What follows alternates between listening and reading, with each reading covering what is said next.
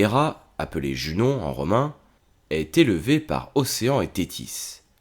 Elle est la sœur de Zeus, mais également sa femme. Protectrice du mariage, elle est la déesse des femmes mariées, et elle est connue notamment pour s'être montrée redoutable face aux maîtresses de son mari. Héra est le plus souvent représentée comme une épouse jalouse, qui se plaît à persécuter les maîtresses de Zeus et leur progéniture. Contrairement à son époux, elle n'a aucun amant. Elle sera fidèle à Zeus. Son emblème est la vache et le paon, et Argos est sa cité favorite. Un jour, exaspérée par Zeus et par ses nombreuses infidélités, Héra décida de demander l'aide des autres dieux et parmi eux les enfants de Zeus lui-même afin de le punir. Il projette de ligoter Zeus pendant son sommeil avec des lanières de cuir pour l'empêcher de séduire des mortels de la terre. Mais la Néréide Thétis va prévenir Zeus qui demandera alors l'aide des Hécatonchires pour combattre les autres dieux.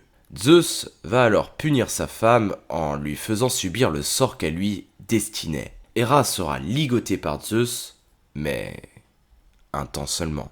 Poséidon, également appelé Neptune en romain, est le dieu de la mer et le frère de Zeus. Il épousera Amphitrite, la petite fille d'Océan. Il possédait un char d'or et tient un trident à la main. Il s'intéresse aux chevaux et aux taureaux. Ce dieu, parfois colérique, n'hésitera pas à provoquer des calamités sur les hommes, qui oseraient le défier. Poséidon est tantôt dans son palais situé dans les abysses, et tantôt sur l'Olympe, avec les autres divinités principales.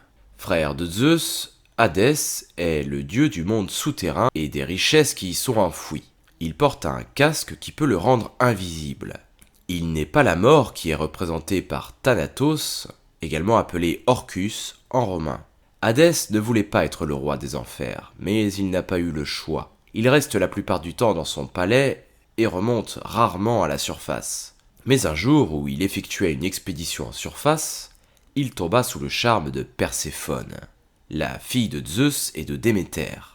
Hadès voudra faire de cette femme la reine des enfers, et donc son épouse. Il se rend alors chez Zeus et lui demande la main de sa fille. Zeus ne va ni lui accorder, ni lui refuser. Hadès peut donc faire ce qu'il veut. Il enfile son casque, qui le rend invisible, et il va enlever Perséphone. Mais Déméter, la mère de Perséphone, bouleversée, va partir à la recherche de sa fille. Lorsqu'elle apprend qu'Hadès l'a enlevée, elle sera furieuse. Elle va annoncer qu'elle quitte l'Olympe et rendra la terre stérile jusqu'à ce que sa fille lui soit rendue. La famine va alors ravager la terre, et Zeus devra demander à Hermès de porter un message à Hadès. Si tu ne rends pas Déméter, les dieux seront perdus, car il n'y aura plus d'hommes pour les honorer. Hadès accepte alors de rendre Perséphone à sa mère, mais à condition que les lois des dieux soient respectées. Une loi en enfer stipule que quiconque a touché la nourriture des morts doit rester en enfer pour l'éternité.